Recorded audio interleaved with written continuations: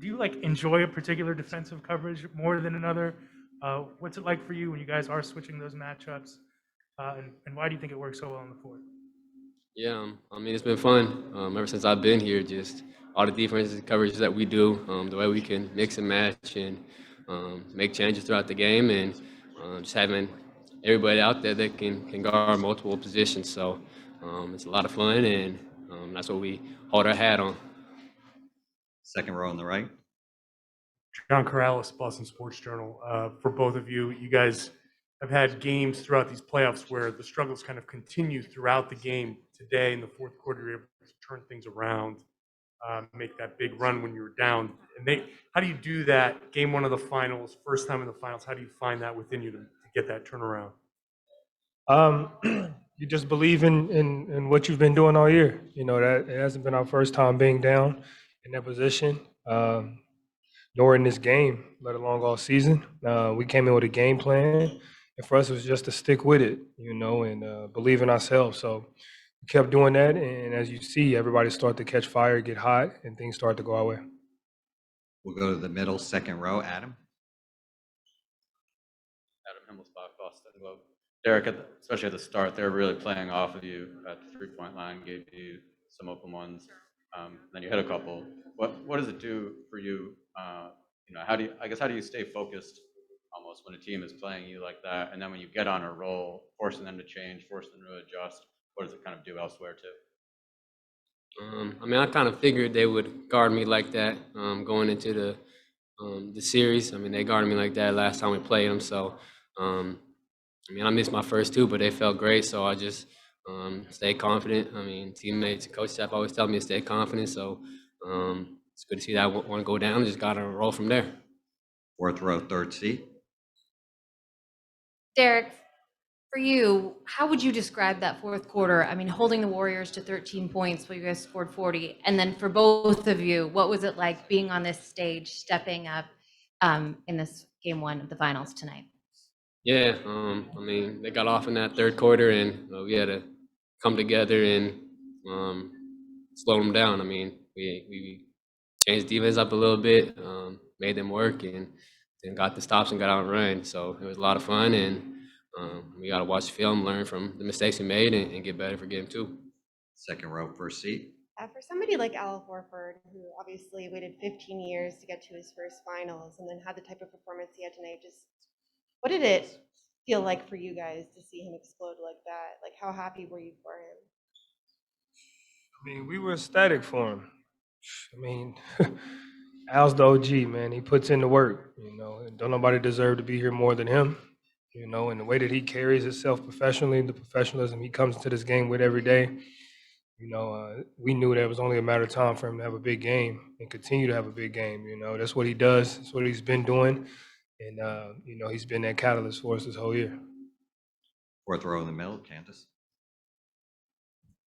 Candace Buckner, Washington Post. Question for both guys.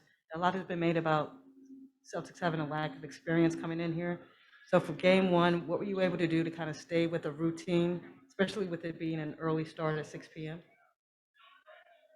I mean, we've had early games, I feel like, this whole postseason, so we weren't really too worried about that. But I mean, there are a lot of guys that played a lot of big basketball throughout their career. Might not be the finals, but I mean, the thing about this group is we love the hoop, so we're ready to go. Fourth row on the left side. Matt Votor, Mass Live. Marcus, in the Miami series, you guys had some games where you played really well, and then the next game weren't the same. How do you carry this over and keep yourselves from letting up to try to keep this going? We just got to go watch the film. You know, we got to focus on the things we did right.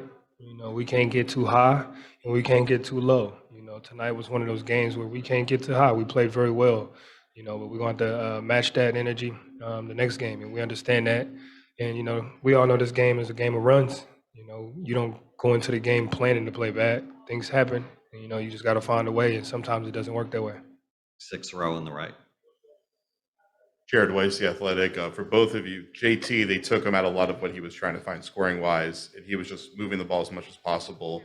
what conversations throughout the game were you having with him to try to allow him to find you guys open? And Marcus, especially you, what did you find with that pick and pop action when they were blitzing him late? All year, leading up to this, we've been kind of grooming and preparing Jason for these moments where teams are gonna, key in on you so much that they try to take you out the game, and you have to be able to, to make plays and affect the game in different ways. Tonight he had 13 assists, and we've preached that all year. So he's had a lot of practice at it, and for us, it's just to make sure he stays confident and know that even though they're doing a good job on you, you still who you are.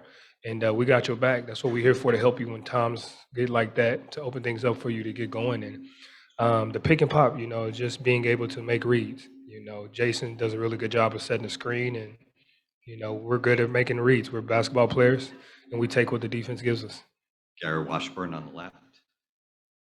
Gary Washburn, Boston Globe. For both you guys, so much was said about the lack of fourth quarter execution in Game 7 against Miami, or letting them come back. What does it say about you guys to come back and take this game in the fourth quarter? And especially Marcus, you were 0 for 5 from 3, but you don't hesitate. You took 2 threes, you hit them both in the fourth quarter. I mean, what does that say about the resiliency of the team and then you guys personally? It just says what we've been doing all year.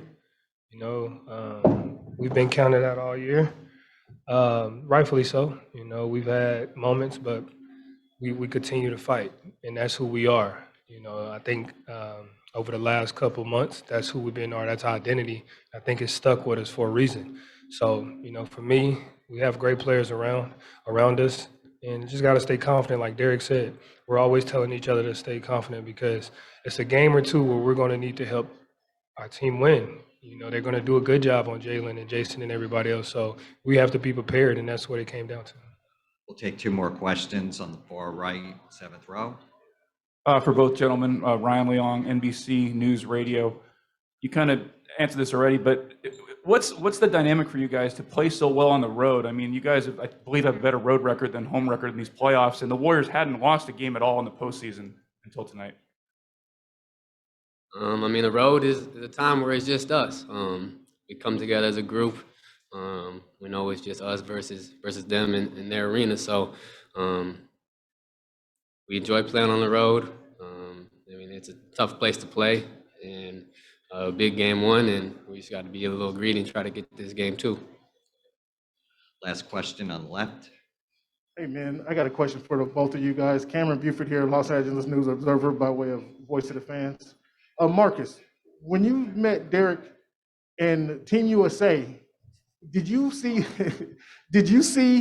this from him, his ability to kind of step up and be a key player for you guys?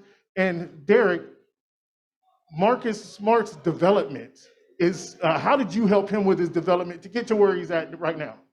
First of all, first thing Derrick said was, "My name is Derrick," and that's it. When I first met him, but no, we definitely seen it. Derrick is, he played for a great organization. He played under a great coach. And we knew that Derrick understood the game the way he plays. And watching him play before we got to USA reminded myself a little bit of me. So just instantly off the back, loved the way he played. And coming into that when we were practice, he was never backing down no matter what. So when you got a guy like that and me, and then a guy like Derrick, it's always going to be some battles, but it's nothing but respect there, and that's what's kind of been showing.